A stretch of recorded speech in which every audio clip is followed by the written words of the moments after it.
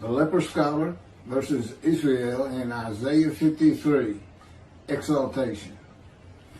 The belief that Isaiah 53 describes the Jewish people as the man Israel, that is often attributed to Rashi, is now the prevalent teaching on the subject. Jews for Judaism is one of the most followed on the internet in its analysis of Isaiah 53, being the people Israel.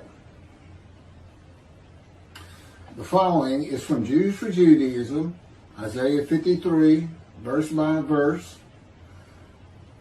There's been no change to anything. This is directly from their internet site, which they allow you to download. They authorize the use of this material. If you're not authorized, if someone doesn't say share this or download this, take this, in some manner authorizing you to take it, you are not to take information from people's websites. But having this authority to take it, the only thing I have to worry about is slander and perjury, and that is not something I would do. I'm a lawyer, very familiar with these things. And this is in quotes. 52:13. Behold, my servant shall succeed. He will be exalted and become high and exceedingly lofty. The success and exaltation of God's servant is an event that the prophet sees as futuristic. This is used for Judaism, and that particular verse 12 is different than the one that's used in the Jewish Publication Society's 1985 edition of the translation of Hebrew to English of the Hebrew Bible. I'm not sure where it comes from. Continuing on with this writing, the immediate context, chapter 52, verses 7 through 12, tells us that this is part of the blessing that Israel will experience at the time of her restoration.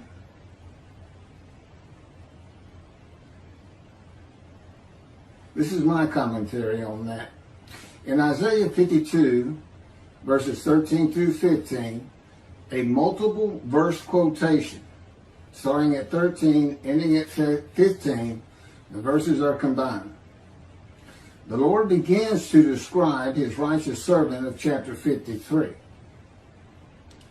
Isaiah 52, 13 through 15 should have been verses 1 through 3 of chapter 53. My servant to be exalted and become high and exceedingly lofty is now the Gentile man God comes with from Edom, a Christian country, and of the Jewish people none are with him. It is not the exiles. It is the Gentile that becomes my righteous servant in Isaiah chapter 53, verse 11, after passing the test of devotion in Isaiah 53, verse 10, when he makes himself an offering for guilt in a covenant with God. The immediate context of Isaiah 52, verses 7 through 12 is poetry and an announcement of prophecy fulfilled in the return to Judah of all 13 tribes, a remnant of each tribe, who had been deported in exile to Assyria, Babylon at one time or another. My servant exalted was the Assyrian Babylonian exiles, and the victory, this is from verses 7 through 12, and the victory